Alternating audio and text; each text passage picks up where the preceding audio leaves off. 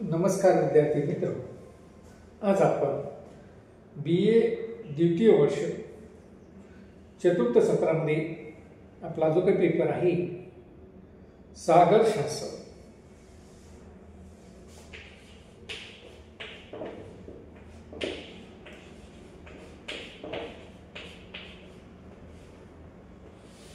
ज्याला आपण ओसोनोग्राफी असं म्हणतो, ओसिएनोग्राफी,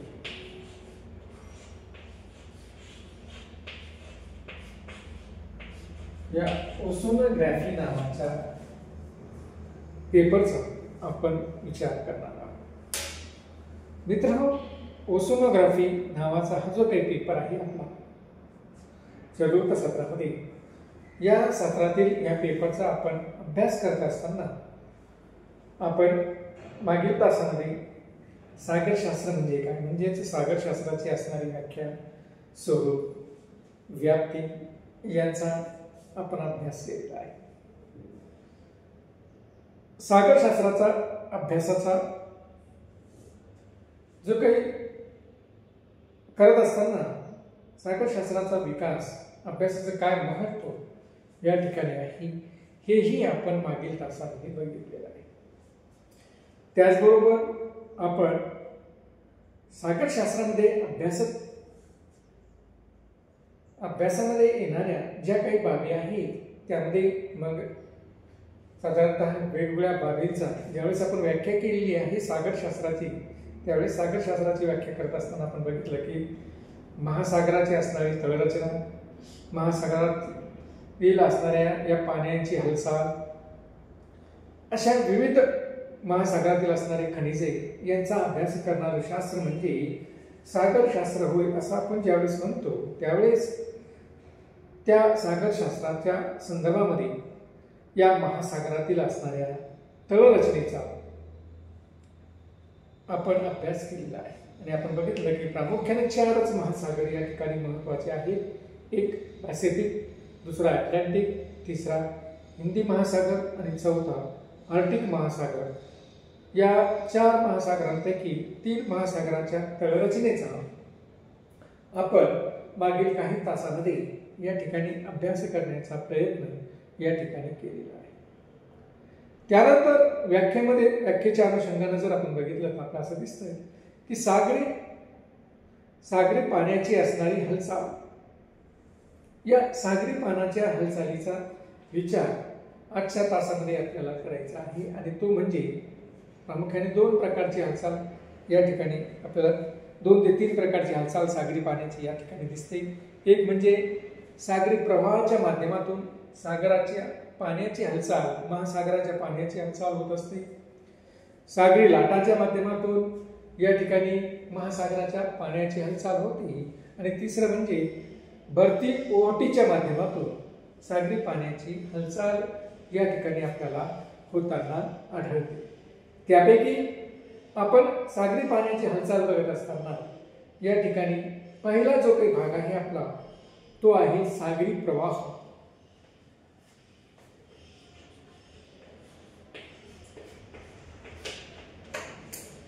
सागरी प्रवाह याला आपण ओसियोनिक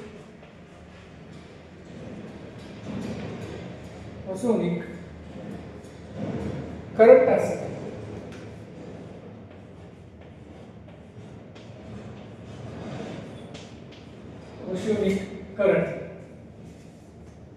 ओशोनिक करंट्सच्या माध्यमातून या ठिकाणी आपण सागरी पाण्याच्या हालचालीचा विचार करणार आहोत. म्हणजेच सागरी प्रवाह, हे सागरी प्रवाह काय आहे यांचा विचार हा आपल्याला आजच्या तासामध्ये करायचा आहे. मित्रहो, ज्या पद्धतीनं आपण पृथ्वीच्या पृष्ठभागाचा विचार करत असतो, पृथ्वीच्या पृष्ठभागावर ज्या काही नद्या असतात, आपण पाहिलं की पृथ्वीच्या पृष्ठभागावर उंचवरून कमी उंचीच्या प्रदेशाकडे वाहणाऱ्या पाण्याच्या प्रवाहाला आपण या ठिकाणी नदी प्रवाह किंवा पाट किंवा ओढा किंवा नाले अशा पद्धतीने या ठिकाणी म्हटलेलं आहे. तर तो जर जास्त प्रमाणात असेल प्रवाह भूपृष्ठावरील तर त्याला आपण नदी असं म्हणतो. आणि प्रामुख्याने अशा प्रकारची नदी प्रणाली ही आपल्याला पृथ्वीच्या पृष्ठभागावर दिसून येते. मित्रांनो, त्याच पद्धतीनं सागर पाण्यामध्ये देखील अशा पद्धतीनं पाण्याचा प्रवाह हा एका दिशेकडनं दुसऱ्या दिशेकडे वाहताना आपल्याला दिसतो. त्याला आपण सागरी प्रवाह असं या ठिकाणी. महासागरी प्रवाह हे सागरी जलाची एक प्रकारची हालचालच असते. हे जे काही सागरी प्रवाह असतात ही महासागरी जलाची एक प्रकारची हालचालच आहे. समुद्राच्या पृष्ठभागावरील पाण्याच्या विशाल राशीचा एक समूह निश्चित एका दिशेने दुसऱ्या दिशेकडे सामान्यपणे होणाऱ्या या हालचालीला आपण समुद्र प्रवाह असं म्हणतो. म्हणजे या ठिकाणी जर मॅकनहाऊस यांची जी काही व्याख्या या ठिकाणी आपण बघितली तर मॅकनहाऊस यांनी या ठिकाणी म्हटलेलं आहे की समुद्र पृष्ठावरील पाण्याच्या विशाल राशीचा एका निश्चित दिशेने होणाऱ्या सामान्य हालचालींना सागरी प्रवाह असे म्हणतात.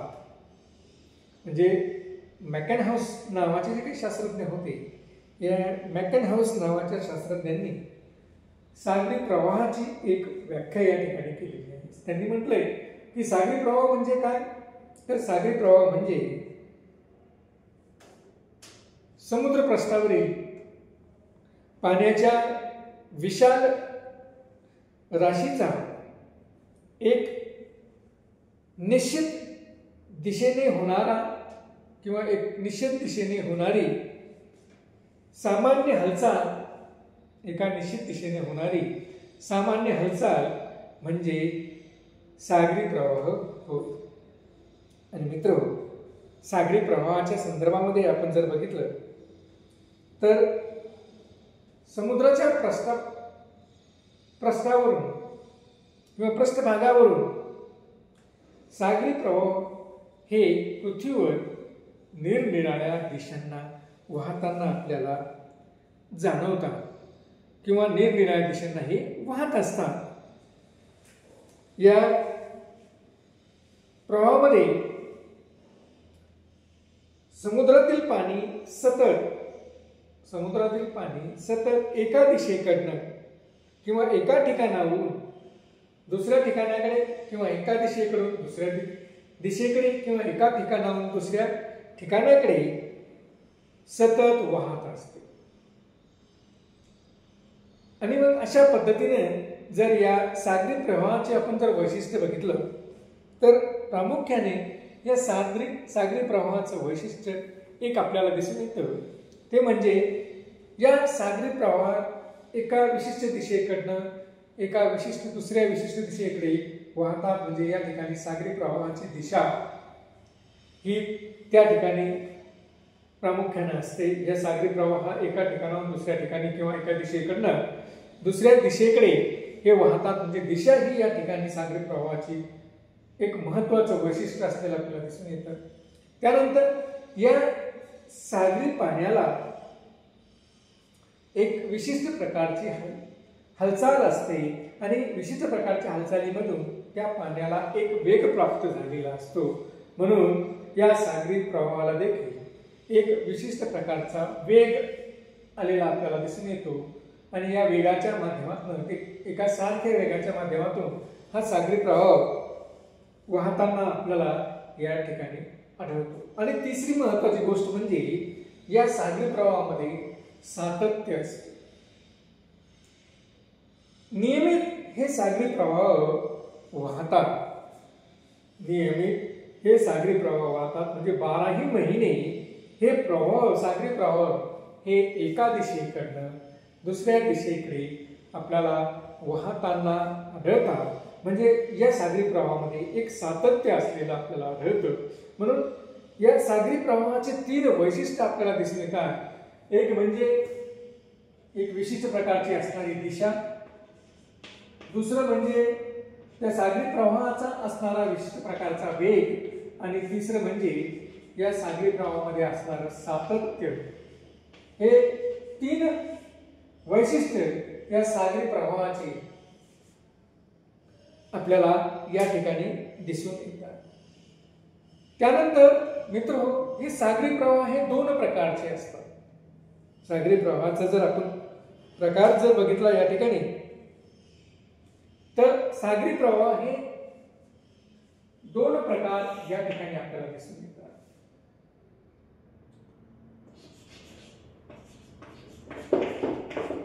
सागरी प्रवाहाचे प्रकार. तर 2 प्रकारचे सागरी प्रवाह आपल्याला दिसून येतात. त्यामध्ये एक असतो उष्ण सागरी प्रवाह आणि दुसरा असतो शीत सागरी प्रवाह. एक असतो उष्ण सागरी प्रवाह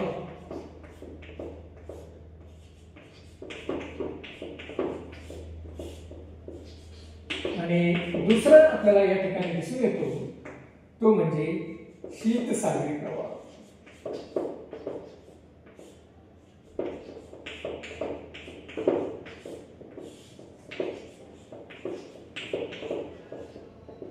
या 2 प्रकारचे हे सागरी प्रवाह आपल्याला या ठिकाणी दिसून येतात.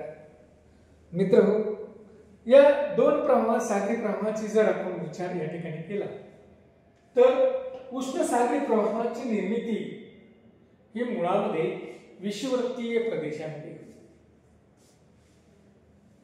उष्ण सागरी प्रवाह यांची निर्मिती ही विषुववृत्तीय प्रदेशामध्ये होते. म्हणजे जिथं आपण बघतो की पृथ्वीच्या संदर्भाने जर आपण या ठिकाणी बघितलं तर आपल्याला असं दिसतं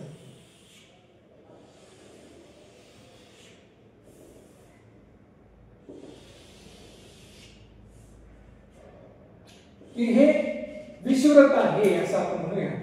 या विषुववृत्तावर 12ही महिने सूर्याची सूर्यकिरणे ही लंबरूप स्वरूपामध्ये या विषुववृत्तावर पडतात आणि 12ही महिने सूर्याची सूर्यकिरणे लंबरूप स्वरूपामध्ये या विषुववृत्तावर पडल्यामुळे, या विषुववृत्तीय प्रदेशावर पडल्यामुळे तेथील असणारे जे काही समुद्रातील किंवा महासागरातील पाणी आहे ते अधिक प्रमाणामध्ये उष्णता ग्रहण करतं. निश्चित ते पाणी अधिक उष्ण असतं आणि मग असं असणारं पाणी एका प्रदेशाकडनं दुसऱ्या प्रदेशाकडे ज्यावेळेस ते वाहतं त्यावेळेस प्रामुख्याने आपल्याला असं दिसतं की हे जे काही पाण्याचा प्रवाह हा विषुववृत्तीय प्रदेशाकडून ध्रुवीय प्रदेशाकडे वाहत गेलेला आपल्याला दिसून येतो, जो उष्ण प्रकारचा प्रवाह आपल्याला असतो.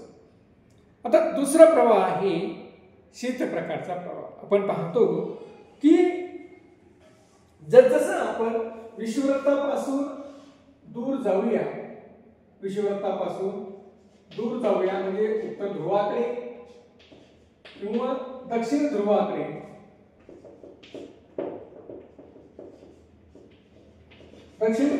जसजसं आपण उत्तर ध्रुवाकडे किंवा दक्षिण ध्रुवाकडे जाऊया तसतसं सूर्याची सूर्यकिरणे ही तिरपी होत गेलेली आपल्याला दिसतात.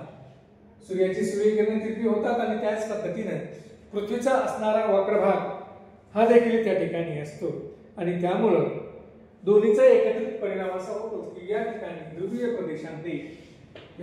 प्रदेशात जी काही सूर्याकडून मिळणारी उष्णता आहे ही अतिशय कमी प्रमाणात त्या ठिकाणी मिळते.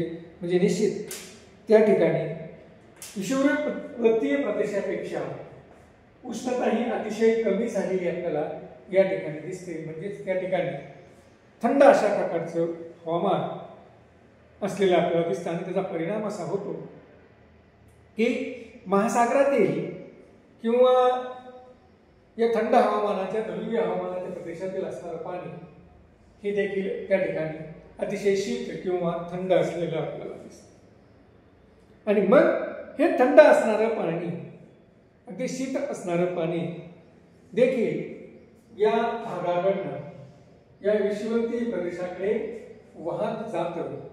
आणि मग अशा पद्धतीने आपण पाहतोय की जगाच्या पाठीवर थंड पाण्यात उष्ण सागरी प्रवाह आणि शीत सागरी प्रवाह असे दोन प्रकारचे सागरी प्रवाह दिसून येतात की उष्ण सागरी प्रवाहाची निर्मितीच मुळामध्ये विषुवतीय प्रदेशामध्ये झालेली आपल्याला दिसते, तर शीत सागरी प्रवाहाची निर्मिती ही दोन्ही ध्रुवाच्या अनुषंगानं झालेली आपल्याला दिसून येते किंवा ध्रुवीय प्रदेशाच्या अनुषंगानं या शीत सागरी प्रवाहाची निर्मिती झालेली आपल्याला दिसते। तर मित्र, अशा पद्धतीने दोन सागरी प्रवाह देखील या ठिकाणी आपल्याला दिसून येतात। धन्यवाद।